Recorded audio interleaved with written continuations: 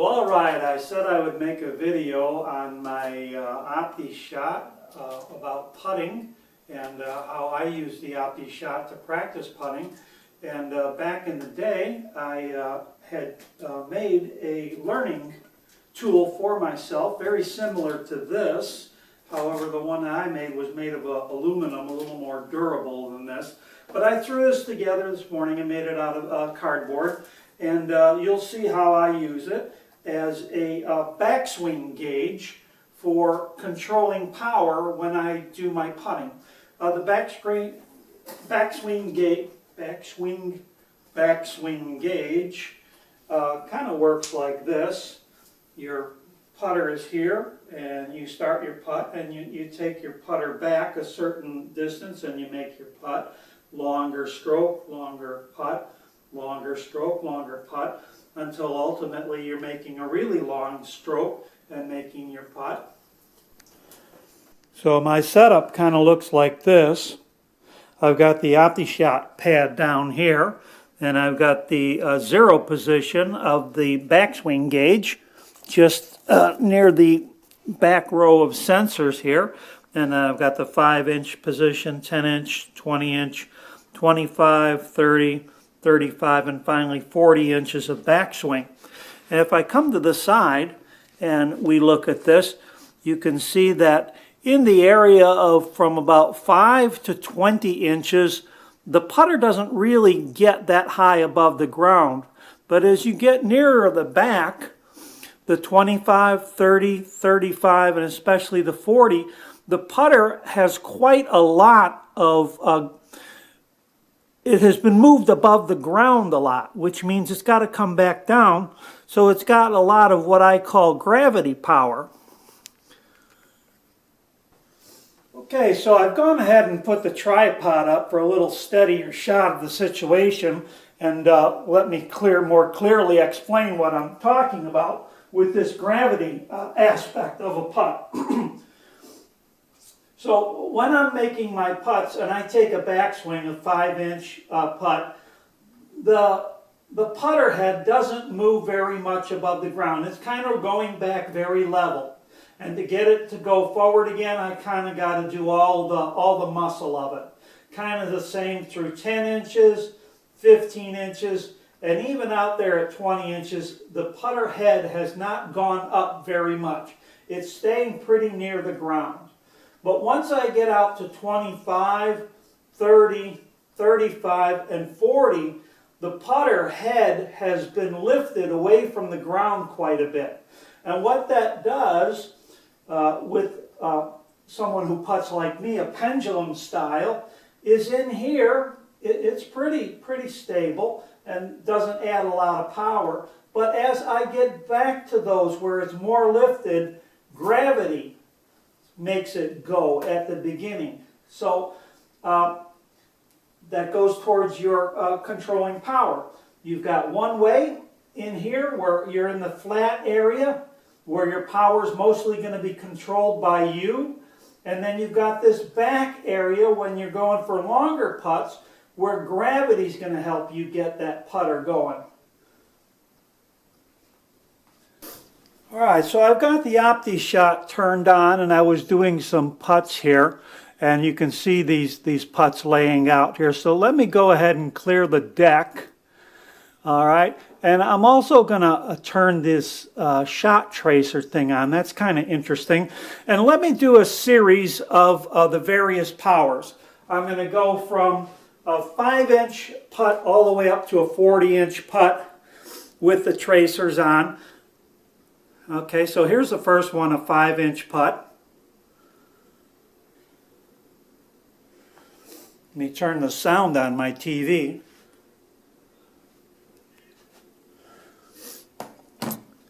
All right, so that was a 5-inch putt. Now I'll do a 10.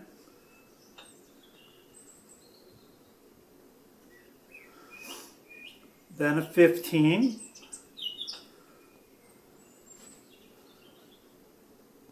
Now my tempo number is usually about 1. That's the 20.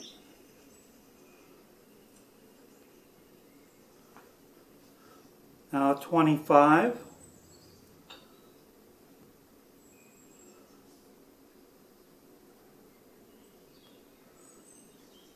A 30.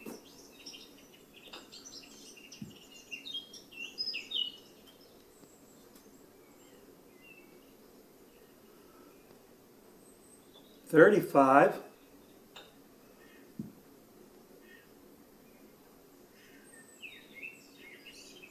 And then finally 40 inches of stroke.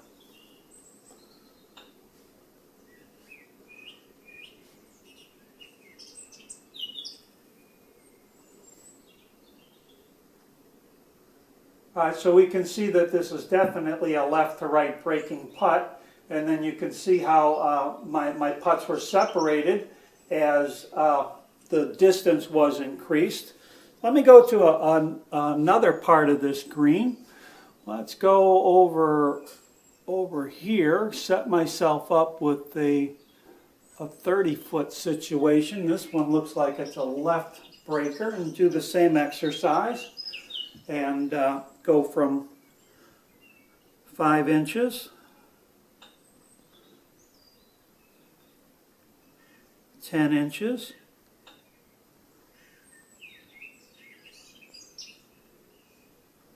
15 inches,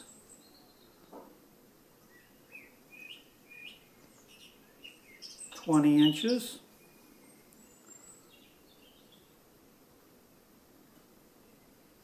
25 inches, 30 inches,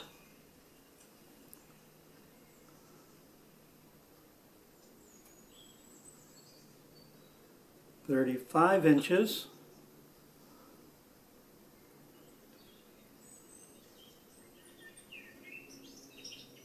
and finally 40 inches.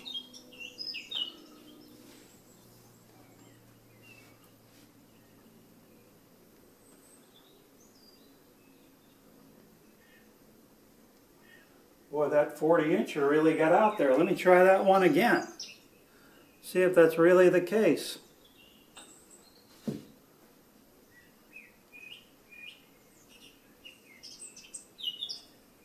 I think I must have caught a downhill slope on the other side there. Alright, so you can see the way I control power is by controlling my tempo and then using different lengths of backswing in order to produce a particular putt. So if I want to reproduce that 15-inch, all I need to do is make a 15-inch stroke with my particular tempo, and I laid that ball pretty much on top of that one. Let me try the same thing with the 20-inch.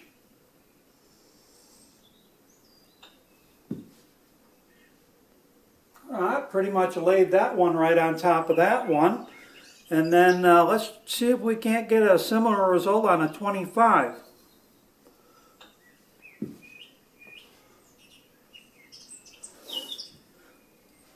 Alright, so what I hope you can see from this demonstration is one thing, that the Optishot is an excellent tool for practicing your putting. You can change the green speed on the Optishot. You can go to all the different putting greens in the Optishot to practice your putting. You can also turn the wind on in the Optishot, and the wind will have an effect on your putting. So you can do your uphills, your downhills, your right and lefts, and all of those things on the Optishot. If you go back to my earlier video where I talk about controlling distance on putting, one of my most popular videos, I explain in detail how I control my distance that a putt goes on uphill and downhill putts. I do that in that video, and I hope you could put that together with something like an Optishot, some other kind of simulator, and make your putting more consistent.